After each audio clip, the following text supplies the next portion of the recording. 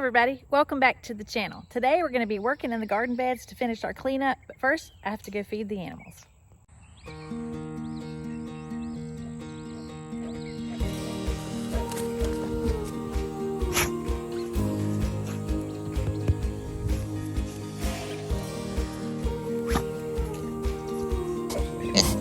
Good morning, Petunia. Good morning, Petals.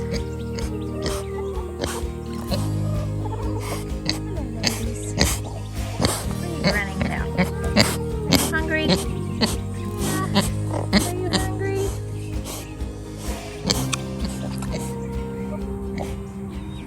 We're in the field garden here, and if you remember previously on a different video, I showed you how everything looked over the winter.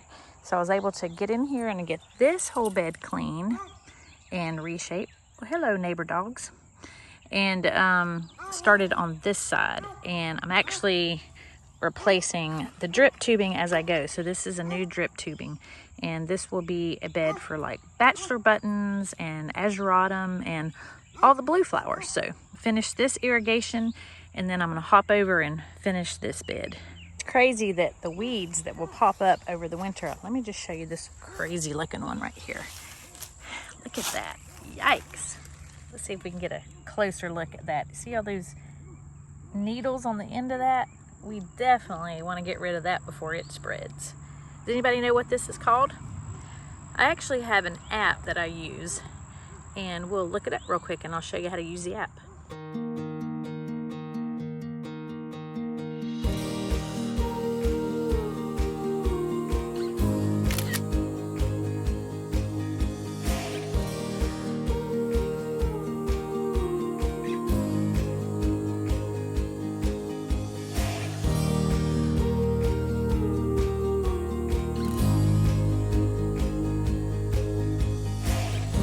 So as you saw on the app, it's called bull thistle, and it's invasive, and we definitely want to get rid of that. So I'll get the shovel, dig it up, and then we'll dispose of it. So while we're at it, I'm going to show you another one that I hate so much. I'm going to show you on the app what this is called, but this little sucker has little tiny hairs on it. Let's see if you can see that. I don't know if you can see that or not, right in there on their stems. And they will stick you and burn and feel like you have fiberglass in you. And they are popping up just randomly everywhere. This one's inside the yarrow bed, so we're definitely gonna get gloves on and dispose of this one. But let's look it up and see what it's called.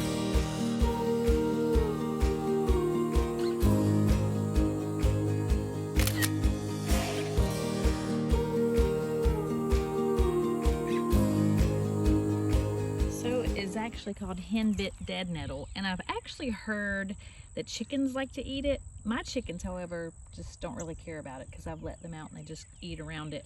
But it's edible, and they say the flowers are edible for humans, but I don't really want to try. So it also said that it's an aggressive spreader. It can produce 200 seeds per plant. So sorry, dead nettle, you've got to go. All right, let's just show you one more for kicks. This is another weed that is very, very common in my garden. And let's look it up and see what it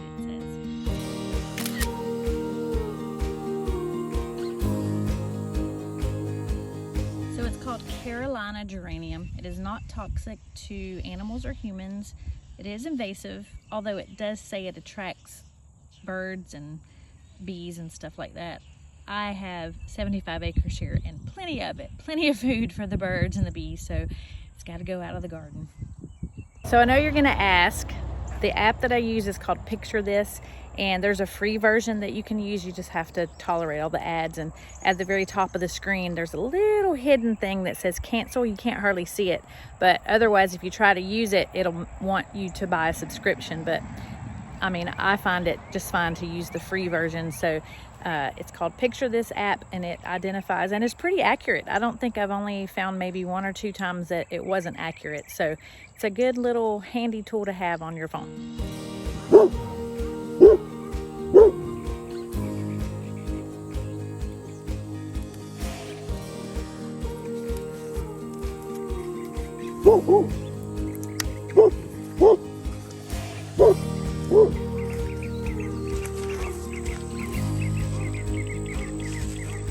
get all my fittings and my drip tubing from dripdepot.com, and this is for the 5/8 drip tape, and these are just the plug-ins. I've tried to do the clamps where you fold over the drip tape and put it on there, but it's like it always slips off, so I just go ahead and do these.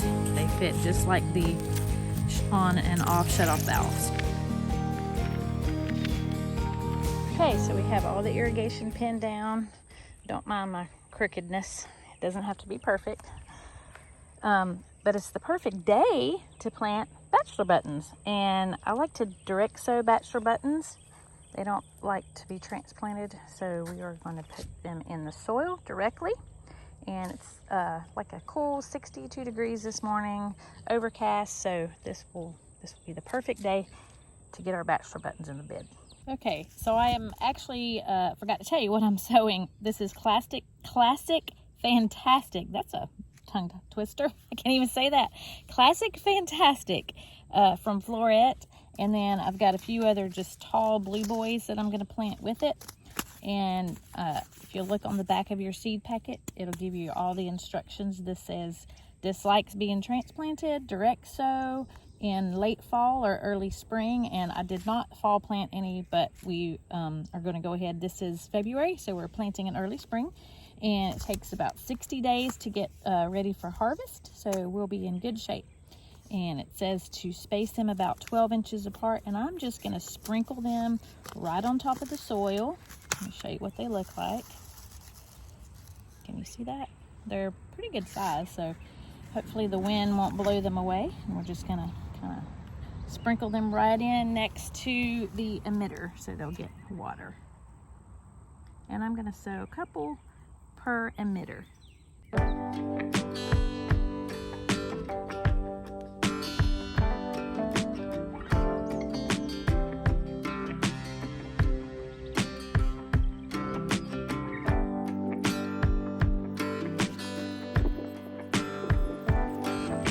The emitters on my drip tubing are every 6 inches, but I'm going to go ahead and plant the seeds or sow the seeds every 6 inches, even though it says 12, because then I can come back and thin out what I don't want. And I've just kind of sprinkled them in place because this compost is super dry right now. So you can see it's just laying on top of the soil. And I'm just going to come back in, press it in with my finger, just like that. To me, that's easier than trying to dig holes that just fill right back in. So I can sprinkle them super quick and then just come back and press them down into the ground. And you wonder why I have dirty fingernails all the time. This is why. Okay, we're finished sewing all the bachelor buttons, got them covered up. I'll turn the water on here in a second, but I don't want to water just yet because I want to finish cleaning up this bed full of weeds, and the weeds pull a lot easier when the soil is dry. So the other day in a video while I was weeding, I kind of had a little garden talk with you guys about you doing you, and how just because I do things one way doesn't mean it's the correct way or the only way by any stretch of the means. I am no expert. I have taken a few flower farming schools from the Gardener's Workshop in Floret just to kind of learn the basics when I started, and then continuing education type. But I'm no expert, so if you see me doing something and you're like, well, that's not the way I do it, or you shouldn't do it that way, you should do it this way. So my little garden talk was, you do what works for you. So it got me thinking while I'm sitting here weeding again, like, another garden talk. So today I'm going to talk about gardening for your mental health. A lot of people will do different things, like yoga, meditation, whatever.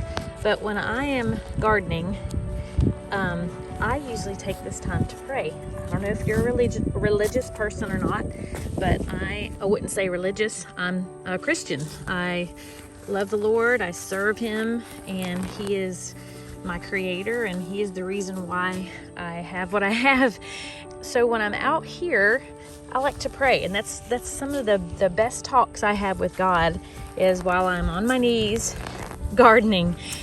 There's just something about it while you're out here in nature, and for the most part it's quiet, and you have no distractions, and you're just lost in your own thoughts, and it's just a great time to spend it in prayer or in meditation.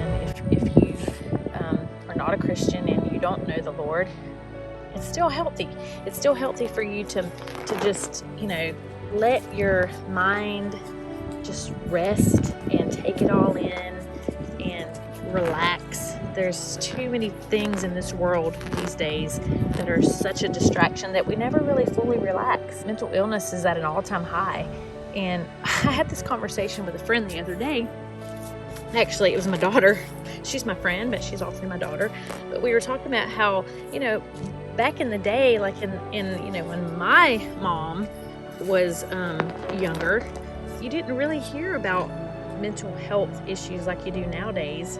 And of course, I realize social media plays a big part, and there's a lot more communication and things available. But I can remember my mother. She would spend hours out in her flower beds and in the yard, just doing yard work, and it was healthy. It was good, healthy exercise for her body and for her mind. And as things progressed, women had to go to work, and I realized that I'm not old-fashioned by any stretch saying that a woman's place is at home. That is not what I'm saying. Don't take me the wrong way. But women used to spend more time doing what I'm doing. Just, getting their hands in the dirt and getting, out in the garden. Well, maybe you live in a city. Maybe you don't have a garden. Maybe you live in an apartment. Hey, go buy yourself some potted plants and sit them in your windowsill, sit them on your patio, or whatever. Just find a green space that you can go and relax and just sit and tend to your plants. There's something about growing, whether it's flowers or vegetables. It's just healthy. It's healthy for your body and your mind to just unplug, get away from everything, and just let your mind rest. So that's my 2 cents for today. And remember, you do you. You do not have to agree with me. So please, no ugly comments. This is just some advice from my personal experience. So just want to share that with you today. So let me just stop here for a second, because as I'm reading, I'm thinking and praying, and on the words that I just shared about mental health, I am in no means being insensitive if you or someone you love has mental health issues. I'm not making light of it or anything. I realize that it's a very, very serious issue. And I have family members that suffer from mental health issues and friends. And so all I'm saying is gardening is therapeutic. And sometimes you just need to unplug. Sometimes you just need to rest your mind, and I feel like that it helps tremendously. I'm not saying that it's a cure-all. And it's sad that I have to kind of say this, because people get offended so easily, and I hate that, because I love you guys. I love sharing my journey with you, and I love sharing my thoughts with you. So please know that I'm saying this in love, and I'm not belittling anyone or telling you this is gonna be your answer to everything. But actually, God is the answer to everything. God can help you, and He can heal your mind and your emotions. Real quick, how these drip tubes work. You can see they just came on. It's on the timer, and every 6 inches there's an emitter, and it's just a steady little drip of water. But if I back up, you can see how it's soaking in the soil. And that, my friends, is how it works. All right, we got it clean. So this one is ready now for the new drip tubing. And so I replaced the drip tubing, that was probably 2 years old, I guess, because we're on well water. So we have very hard water here, and the emitters were literally get clogged up with calcified stuff. It's almost impossible to clean and time consuming. So it's just more efficient for me to just replace them every couple of years. So this one is ready. Oh, and this is I'm going to move some of the dahlias out of the greenhouse out here and try it. I get a lot of shade in the afternoon from that big oak tree right there. And so I feel like they will do a lot better here than they did in the OG garden, because the first year I grew them in this, they almost burned up. Like in our summers are just so extremely hot, and they were wilting, and I was having to water. So hopefully we will try some of them out here. I'll probably keep some in the greenhouse as well after I divide the tubers, and just see how they do in this shaded spot here. It gets a lot of morning sun, but then like 3 in the afternoon, this will be shaded. So we're gonna go check on our seedlings and call it a morning. I would love for you guys to submit any questions that you have, because I would like to do a Q&A video. So if you have any questions for me, I don't care what it is, we'll try to answer them, and it'd be interesting for everyone to hear. Ooh, that wind's picking up. Okay, so I've mentioned before, in case you're new here and don't know, this is the cooler room. And I use the cooler room in the winter as a grow room. So I use the same shelves. I just add some grow lights, and I soil block, and I can control the temperature in here because I do have the unit. So if it gets too cold, too warm, yeah. And look how great they're doing. Some of them are just starting to pop. Let's see what we got up here. Look at that. I love it. All these plant babies. Check these out. Beautiful. Doing great. So the lights, I can raise them up as they grow, if you're wondering. Oh, look, those are just starting to pop. Great. So these will be ready to go in a few. Oh, wow. Check this out. These are zinnias, and they're already popping. So you see where I just sowed them like 2 days ago. That's great. So this room makes the perfect climate for my seed starting, and I can shut the door and no critters can get to it. So it's awesome. Well, listen, thank you guys for tagging along with me today as I did some work out in the garden beds, and for letting me share my thoughts with you. And hey, if you have a thought to tag on to that, maybe an experience that you have about how gardening has been therapeutic for you, please comment below so others can share in that with you as well.